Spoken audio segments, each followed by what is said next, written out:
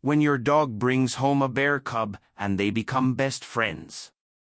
Walter Green adjusted his worn flannel shirt against the crisp autumn morning air as he stepped onto the weathered porch of his modest home in Willow Creek, Oregon. At 74, his movements carried the deliberate pace of a man who had learned to savor each moment, though lately those moments had been filled with little more than routine maintenance of his solitary existence. The small town nestled in the Cascade foothills had been his home for nearly 5 decades, yet, since Eleanor's passing 8 years ago, it had felt more like a way station than a destination. "Come on, Maxi," he called softly to his golden retriever, who was slowly emerging from his favorite spot by the kitchen door. The old dog's golden coat had faded to cream in places, and his once eager gait had settled into a comfortable amble that matched Walter's own measured steps. They had grown old together, these two, finding comfort in their shared understanding of life's quieter rhythms. Walter had spent 37 years as a high school science teacher, inspiring countless students with his passion for the natural world. His classroom had been filled with terrariums, rock collections, and the infectious enthusiasm of a man who genuinely believed that understanding the mechanisms of life could bring meaning to existence itself. He had taught 3 generations of Willow Creek children about photosynthesis and cellular respiration, about the water cycle and the delicate balance of forest ecosystems. His students had loved his field trips to the nearby mountains where he would point out different species of trees and explain how they adapted to their environment. But retirement had stripped away that daily purpose, leaving him with memories of lesson plans and the echo of Eleanor's laughter in rooms that now seemed too large for one person and an aging dog. Eleanor had been his anchor, the bright center around which his world had revolved. She had been a librarian at the elementary school, and together they had formed one of those couples that seemed to complete each other perfectly. Her sudden death from a heart attack had left Walter adrift in a way that no amount of well-meaning advice from friends and neighbors could remedy. The house they had shared for 43 years still bore the marks of her presence everywhere. Her reading glasses remained on the kitchen table where she had left them that final morning. Her garden tools hung in the shed, waiting for hands that would never again coax life from the Oregon soil. Her favorite coffee mug sat unused in the cupboard because Walter couldn't bring himself to drink from it, yet couldn't bear to put it away either. The morning ritual of their walk had become sacred, a tether to the world beyond his garden gate. Maxi, despite his advancing years, still perked up at the sight of Walter reaching for the leash, though lately the old retriever seemed content to wander unleashed along their familiar route. They would meander down Maple Street, past the Hendersons' perpetually perfect lawn and Mrs. Chen's elaborate flower beds, before turning toward the forest path that led to Willow Creek itself. This particular October morning carried the scent of wood smoke and decomposing leaves, that distinctive perfume of autumn that had always reminded Walter of new beginnings despite the season's association with endings. The maples lining their route blazed with orange and red, their colors so vivid against the gray sky that they seemed to pulse with their own inner light. Maxi padded along beside him, occasionally stopping to investigate a particularly interesting scent or to acknowledge the greeting of a neighbor's cat with a gentle tail wag. Walter's daily routine had become as predictable as the sunrise. He would wake at 6:30, make coffee in the same pot he and Eleanor had used for decades, and sit at the kitchen table reading the local newspaper while Maxi finished his breakfast. The walk to the creek would consume the better part of an hour, followed by time in his small garden where he grew tomatoes, beans, and the herbs that Eleanor had once used in her cooking. Lunch was usually a simple sandwich. Dinner, a frozen meal, heated in the microwave, and evenings were spent reading or watching television until it was time for bed. The forest path began where the residential streets ended, marked by a weathered wooden sign that read, Willow Creek Nature Trail. Please stay on designated paths. Walter had helped install that sign during his early years of retirement when he still harbored ambitions of becoming more involved in community conservation efforts. Now it served as a milestone in their daily routine, the point where civilization gave way to the wild spaces that had always offered him solace. The trail itself wound through a mixed forest of Douglas fir, western hemlock, and big-leaf maple with an understory of Oregon grape, salmonberry, and sword fern. Walter knew every tree along the path, could identify the birds by their calls, and had spent countless hours over the years teaching students and grandchildren about the intricate relationships that sustain this ecosystem. The forest had been his outdoor classroom, his laboratory, and his sanctuary all rolled into one. The creek itself ran year-round, fed by mountain springs and seasonal rainfall, its voice changing with the seasons from the enthusiastic babble of spring snowmelt to the thoughtful murmur of late autumn.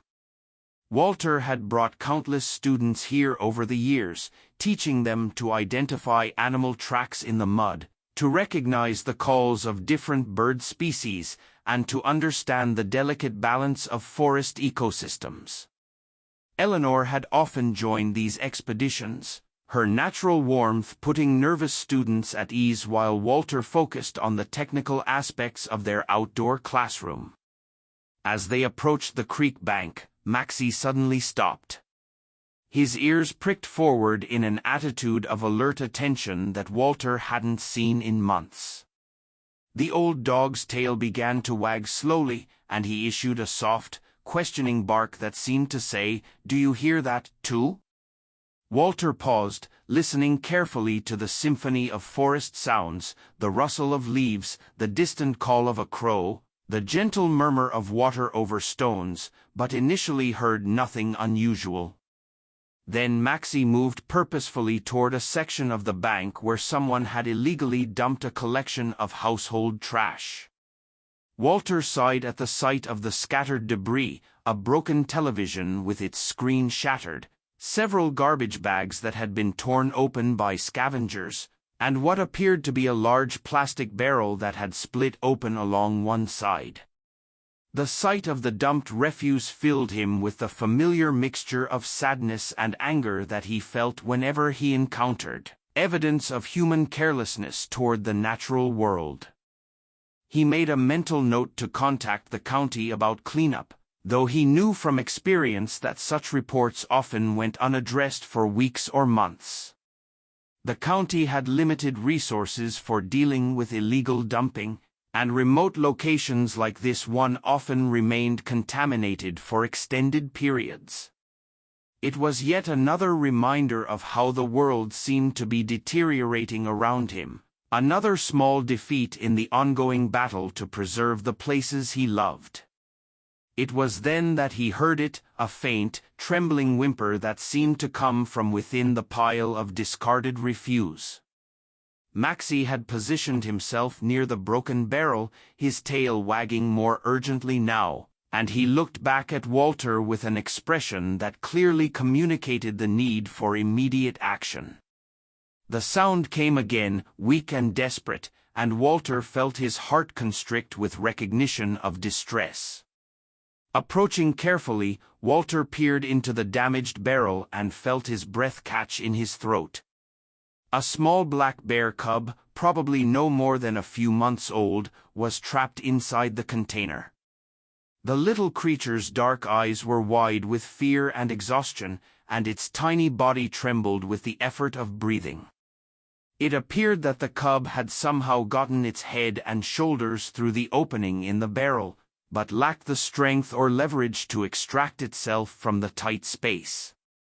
Walter's mind immediately began cataloging the situation with a systematic approach that had served him well in the classroom. The cub was clearly dehydrated and weak, probably having been trapped for hours or even days. There was no sign of the mother bear, which could mean either that she had been killed or that the cub had wandered too far from safety in its curiosity about human refuse. The plastic barrel had likely contained something that smelled interesting to a young bear, luring it into a trap of human making. The irony was not lost on Walter that humanity's carelessness had created this crisis, just as it had created so many others he had witnessed over the years. As a science teacher, he had watched the gradual encroachment of development into wild spaces, the increasing frequency of human-wildlife conflicts, and the growing piles of refuse that seemed to appear in even the most remote locations. This cub was just the latest victim of a pattern that seemed to be accelerating with each passing year. "Easy there, little one," Walter murmured, his voice taking on the gentle tone he had once used with frightened students. The cub's eyes fixed on him with a mixture of fear and desperate hope that reminded him painfully of Eleanor during her final days in the hospital. Maxi positioned himself closer to the barrel, his presence seeming to calm the trapped animal slightly. Walter reached into his jacket pocket and withdrew the old folding knife he always carried on their walks, a habit left over from his teaching days when such tools were useful for collecting specimens or clearing trail obstacles. The blade was sharp and well-maintained, a quality tool that had served him faithfully for more than 2 decades. He began carefully cutting through the plastic near the cub's shoulders, working slowly to avoid startling the already terrified animal. The work was delicate and time-consuming, requiring him to balance the need for speed with the imperative not to harm the cub. Each cut had to be precise, creating enough space for the animal to escape without creating sharp edges that might cause injury. Walter found himself talking continuously to the cub, his voice providing a steady stream of reassurance while his hands worked methodically to create freedom. "There you go, that's better," he said as the plastic began to give way. "Just a little more and you'll be free. Maxi and I aren't going to hurt you, are we, boy?" The old retriever seemed to understand his role in the rescue, maintaining his calm presence while occasionally offering soft whines of encouragement. Walter could see that the cub was responding to their voices, its breathing becoming slightly less labored as hope began to replace despair. The process took nearly 20 minutes, with Walter having to stop periodically to rest his arthritic hands and to reassess his approach. The plastic was tougher than he had expected, and the angle was awkward, requiring him to work in an uncomfortable crouch that made his back ache.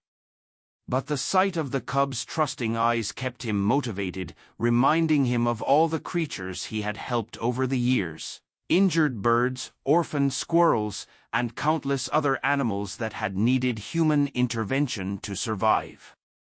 When the opening was finally large enough, the cub practically fell out of the barrel, landing in an exhausted heap on the forest floor. Walter expected the little bear to immediately flee into the woods, following the natural instinct that should have sent it running from human contact. Instead, the cub lay still for several moments, breathing heavily before slowly raising its head to look first at Walter, then at Maxi. What happened next defied everything Walter knew about wild animal behavior. The cub, instead of fleeing, slowly approached Maxi and began sniffing the old dog's fur. Maxi, for his part, remained perfectly still, allowing the investigation with the patience of a creature who understood that something important was happening. The cub's small pink tongue darted out to lick Maxi's nose, and the retriever's tail began to wag in slow, gentle arcs. "Well, I'll be damned," Walter whispered, watching this unprecedented interspecies introduction. The cub, apparently satisfied with its assessment of Maxi's character, settled down beside the dog with a soft grunt of contentment. The two animals regarded each other with what could only be described as mutual acceptance, as if they had been friends for years rather than strangers who had just met under the most unusual circumstances. Walter knew he should encourage the cub to return to the forest, to seek out its own kind and resume its natural life.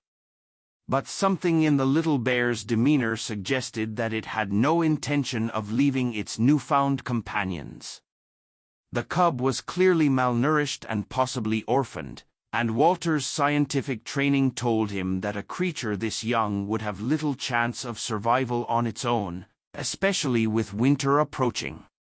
When Walter began walking back toward town, both Maxi and the cub fell into step beside him, creating the most unusual walking party Willow Creek had ever seen. The cub stayed close to Maxi, occasionally stumbling on its weak legs, but never falling far behind. Walter found himself slowing his pace to accommodate the little bear's shorter stride, and he couldn't help but smile at the sight of his elderly retriever, apparently adopting the role of protective big brother. The journey home took twice as long as usual, partly because the cub's short legs couldn't match the pace of its companions, and partly because Walter found himself stopping frequently to marvel at the surreal nature of their procession. He had read about unusual animal friendships in scientific journals, but he had never expected to witness such a phenomenon firsthand, much less to become part of it. Neighbors working in their yard stopped to stare in amazement at the sight of Walter Green walking down Maple Street with his elderly golden retriever and a wild bear cub in tow. Mrs. Chen, who was raking leaves in her front yard, dropped her rake entirely and called out, "Walter, is that what I think it is?" Her voice carried a mixture of concern and fascination that Walter would become very familiar with in the coming weeks. "Found him trapped in some garbage by the creek," Walter replied, trying to sound casual despite the extraordinary nature of the situation. "Couldn't just leave him there." The cub, as if understanding that it was being discussed, looked up at Mrs. Chen with bright, curious eyes that seemed to hold no fear of humans whatsoever. Young Tommy Henderson, who was playing in his front yard, came running to the fence to get a better look at the unusual parade. "Mr. Green, is that a real bear?" he called out, his voice filled with the kind of wonder that Walter remembered from his teaching days. The cub seemed to enjoy the attention, standing a little taller and looking around with the confidence of a creature that had already decided these humans were part of its extended family. By the time they reached Walter's house, a small crowd of neighbors had gathered to witness the unusual homecoming. The cub showed no signs of being intimidated by the attention. Instead, displaying the kind of confident curiosity that suggested it had already decided these humans were part of its extended family. When they reached the front porch, the little bear immediately claimed a spot near the door, circling twice before settling down with a satisfied sigh. Walter stood looking down at his unexpected house guest, his mind racing through the practical implications of harboring a wild animal. There were legal considerations that he would need to address, safety concerns that couldn't be ignored, and the simple question of what to feed a growing bear cub. But as he watched Maxi position himself protectively near the cub, something in Walter's heart settled into a decision that bypassed all rational thought. "I suppose you'll be wanting a name," he said to the cub, who looked up at him with eyes that seemed far too wise for such a young creature. "How about Cubby?" "Not very original, but it suits you." The newly christened Cubby responded with a small grunt that Walter chose to interpret as approval.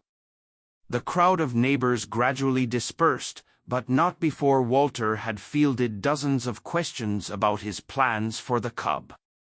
He found himself explaining the rescue repeatedly, each time emphasizing that this was likely a temporary situation until he could figure out the best course of action. But even as he spoke the words, Walter suspected that Cubby had already made his own decision about where he belonged. That first night, Walter set up a temporary bed for Cubby on the porch, using old blankets and a cardboard box to create a cozy nest. He had expected the cub to be restless, perhaps crying for its mother or attempting to wander off in search of more familiar surroundings. Instead, Cubby settled down immediately, curling up in a tight ball while Maxi took up his usual position by the living room window, where he could keep watch over his new friend. Walter spent much of that night sitting in his favorite armchair, looking out at the porch where Cubby slept peacefully under the stars. The sight stirred something in him that had been dormant since Eleanor's death, a sense of purpose that went beyond mere survival. This little creature needed him, depended on him, and that dependence awakened a protective instinct that Walter had thought was buried with his wife. The next morning brought the first real test of their new arrangement. Walter had researched bear diets online and prepared a breakfast of fruits, nuts, and a small amount of honey mixed with oatmeal. Cubby approached the food cautiously at first, then began eating with the enthusiasm of a creature that had been genuinely hungry. Maxi watched the meal with interest, occasionally receiving a small piece of apple from Walter's hand. After breakfast, Walter made his first attempt to return Cubby to the forest. He loaded the cub into his old pickup truck, drove to the edge of the woods, and gently encouraged the little bear to explore its natural habitat. Cubby seemed interested in the forest smells and sounds, wandering a short distance into the underbrush while Walter watched hopefully from the truck. But when Walter started the engine to leave, Cubby came running back to the vehicle, scrambling up onto the running board and peering through the window with such obvious distress that Walter couldn't bring himself to drive away. The cub's small paws pressed against the glass, and its cries of abandonment were heartbreaking to hear. All right, Walter said, opening the truck door. You can come home with me, but this is just temporary until we figure out what to do with you." Cubby scrambled into the cab with obvious relief, settling down beside Walter for the drive home, as if this had been the plan all along. This scene repeated itself several times over the following weeks, with Walter making increasingly half-hearted attempts to relocate Cubby to the forest. Each time the cub would return to the truck or, if Walter tried leaving him on foot, would simply follow the scent trail back to the house. It became clear that Cubby had made his choice, and that choice was to remain with Walter and Maxi, regardless of the natural order of things. Recognizing the futility of fighting Cubby's determination, Walter began making more permanent arrangements for his unusual house guest. He built a small wooden shelter beside the porch, insulating it with straw and equipping it with a hinged roof for easy cleaning. The structure was large enough to accommodate a growing bear, but cozy enough to provide the sense of security that Cubby seemed to crave. The construction project took Walter several weeks to complete, working in the evenings and on weekends with a level of enthusiasm he hadn't felt in years. He found himself whistling while he worked, a habit that had disappeared after Eleanor's death, but which returned naturally as he focused on creating a home for Cubby. The physical labor felt good, reminding him that his body was still capable of useful work despite his advancing years. The relationship between Cubby and Maxi deepened with each passing day, evolving into something that transcended the normal boundaries between domestic and wild animals. The old retriever, who had been showing his age more noticeably in recent months, seemed to gain new energy from his friendship with the bear cub. They would spend hours playing in the backyard, with Maxi's gentle barks mixing with Cubby's playful growls in a symphony of interspecies communication. Walter found himself laughing more than he had in years as he watched their antics. Cubby had a particular fondness for rolling in piles of fallen leaves, creating small explosions of color while Maxi danced around him, tail wagging furiously. The cub's natural curiosity led to countless minor adventures, from investigating the contents of Walter's tool shed to attempting to climb the old apple tree in the backyard. One memorable morning, Walter opened his back door to find that Cubby had apparently decided to redesign the landscape. The cub had spent the night dragging pieces of firewood from the storage shed, arranging them in an elaborate, fortress-like structure in the center of the yard. Cubby sat proudly atop his creation like a conquering general, while Maxi had somehow managed to squeeze himself into the central cavity of the woodpile, with only his slowly wagging tail visible to indicate his presence. "You two little rascals," Walter said, shaking his head in amazement at the industrious destruction. The sight was so absurd and endearing that he found himself laughing until tears ran down his cheeks. It had been years since anything had struck him as genuinely funny, and the sensation was both foreign and wonderful. The fort construction became a regular activity, with Cubby apparently viewing the rearrangement of Walter's carefully stacked firewood as a form of artistic expression. Each morning brought a new configuration, and Walter began to look forward to discovering what architectural marvel awaited him in the backyard. He stopped trying to maintain the neat stacks of wood, instead allowing Cubby the freedom to create his masterpieces. Another incident occurred when Cubby discovered that Maxi could open the latch on the chicken coop that housed Walter's small flock of hens. The cub watched with fascination as the old dog demonstrated this skill, then apparently decided that the chickens needed more exercise than their enclosed run provided. Walter returned from a trip to the hardware store to find his backyard transformed into a scene of controlled chaos. Cubby had somehow managed to herd all 6 chickens out of their coop and into the main yard, where they flapped and squawked in indignant confusion while the bear cub rolled around in the scattered feathers they had shed in their panic. Maxi sat in the middle of the commotion, his tail wagging with obvious delight at the success of their joint venture.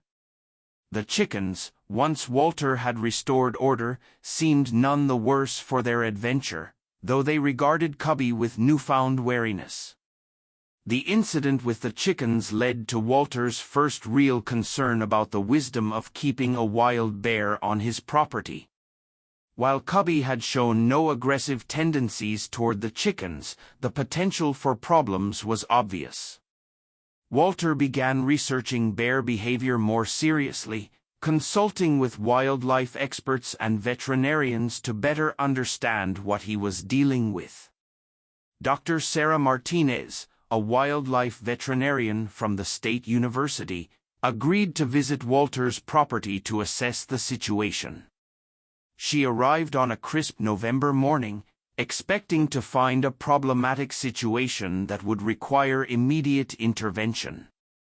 Instead, she found herself witnessing something that challenged her professional understanding of wildlife behavior. "I've never seen anything quite like this," Dr. Martinez admitted as she watched Cubby and Maxi playing together in the backyard. "The bear shows no signs of stress or abnormal behavior. And the bond between these two animals is remarkable. From a scientific standpoint, this is fascinating." Dr. Martinez conducted a thorough examination of Cubby, checking his health and development while Walter held his breath, expecting to be told that the cub needed to be relocated immediately. Instead, she pronounced Cubby healthy and well-adjusted, noting that his socialization with humans and domestic animals had been remarkably successful. "I have to ask," she said as she packed up her equipment. What are your long-term plans for this bear? He's going to get much larger and his needs will become more complex as he matures. Walter had been dreading this question, knowing that it would force him to confront the reality of his situation. I honestly don't know, he admitted. I know it's not a typical arrangement, but he seems happy here, and I can't bear the thought of sending him away. Dr. Martinez nodded thoughtfully. I'll need to file a report with the State Wildlife Department, but I'm going to recommend that you be granted a special permit to keep Cubby. This is clearly a unique situation, and separating them now would be traumatic for all involved. The permit process took several months, during which Walter lived in constant fear that officials would arrive to take Cubby away. But Dr. Martinez's recommendation carried significant weight, and the unusual nature of the situation attracted the attention of wildlife researchers who were interested in studying the relationship between Cubby and his adoptive family. As autumn progressed toward winter, Walter noticed that Maxi was beginning to show more pronounced signs of aging. The old retriever's appetite decreased, his joints seemed stiffer on cold mornings, and he spent more time sleeping than he had in previous years. Cubby, meanwhile, continued to grow at an impressive rate, his black fur becoming thicker and more lustrous as his body prepared for the challenges of his first winter. The dynamic between the two animals shifted subtly as Cubby grew larger and stronger. Where once the cub had looked to Maxi for guidance and protection, now it was Cubby who seemed to take on the role of guardian. The young bear would position himself between Maxi and any perceived threats, whether real or imagined, and his protective instincts extended to Walter as well. One particularly cold night in December, Walter was awakened by the sound of Cubby pacing restlessly on the porch. The bear's soft growls and whines suggested distress, and Walter quickly dressed and went outside to investigate. He found Cubby positioned by the living room window, his nose pressed against the glass as he gazed intently at something inside the house. Following Cubby's gaze, Walter saw that Maxi was lying in his usual spot by the fireplace. But something about the old dog's posture suggested discomfort or pain. When Walter entered the house, he found that Maxi was indeed suffering from what appeared to be severe joint pain. His breathing was shallow and his eyes clouded with the kind of distress that comes from chronic discomfort. Without hesitation, Walter opened the door to allow Cubby inside. The young bear immediately went to Maxi's side, carefully positioning his warm, furry body against the old dog's back and legs. The relief on Maxi's face was immediate and obvious as Cubby's body heat and gentle pressure seemed to ease the pain that had been keeping him awake. Walter sat in his armchair, watching this display of interspecies compassion with a mixture of amazement and deep gratitude. These two creatures had not only found each other, but had created a bond that transcended the normal boundaries of the natural world. In caring for each other, they had also cared for him, pulling him out of the isolation that had threatened to consume him after Eleanor's death. The winter months passed in a rhythm of quiet companionship and small daily miracles. Cubby continued to grow, his playful cub energy gradually maturing into the more measured behavior of a young adult bear.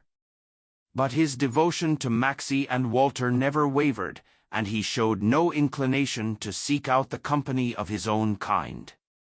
Despite his increasing size and strength, Walter had initially worried about the legal implications of harboring a wild bear. But the special permit had resolved most of those concerns. The local authorities seemed content to overlook any remaining irregularities as long as Cubby remained peaceful and posed no threat to the community. The bear's gentle nature and obvious bond with Maxi had made him something of a local celebrity, with neighbors and visitors coming by regularly to witness the unusual friendship. Walter established strict rules for these visits, allowing people to observe from a safe distance, but never permitting direct contact with Cubby. The bear seemed to understand these boundaries instinctively, maintaining his friendly demeanor while never approaching strangers too closely. Children were particularly fascinated by the sight of the massive black bear playing gently with the aging golden retriever, and Walter found himself becoming an unofficial educator once again as he explained the unique circumstances that had brought them all together. The visits became so frequent that Walter began offering informal educational sessions on his front porch, sharing his knowledge of bear behavior and forest ecology with anyone who was interested. It was the closest he had come to teaching since his retirement, and he discovered that his passion for education had not diminished with age. These impromptu lessons gave him a sense of purpose that had been missing from his life for years. Spring arrived with its usual fanfare of blooming flowers and returning songbirds. But it also brought the sobering reality of Maxi's declining health. The old retriever's movements had become increasingly labored, and his once bright eyes had taken on the cloudy appearance that often accompanies advanced age in dogs. Walter knew that their time together was drawing to a close, and he found himself treasuring each moment with renewed intensity. Cubby seemed to sense the change in his old friend as well, becoming even more protective and attentive than before. The bear would lie beside Maxi for hours, occasionally nuzzling the dog's graying muzzle or gently licking his ears in gestures of affection that spoke to the depth of their bond. Walter often found himself sitting on the porch with both animals, feeling the weight of time passing while simultaneously experiencing a profound sense of gratitude for the unexpected family that had formed around him. The transformation in Walter's own life had been as dramatic as anything he could have imagined. The lonely widower who had been going through the motions of existence had been replaced by a man with purpose and joy, someone who looked forward to each day's small adventures and discoveries. His garden had expanded to include plants that would attract the wildlife that Cubby enjoyed watching, and his home had become a gathering place for neighbors and friends.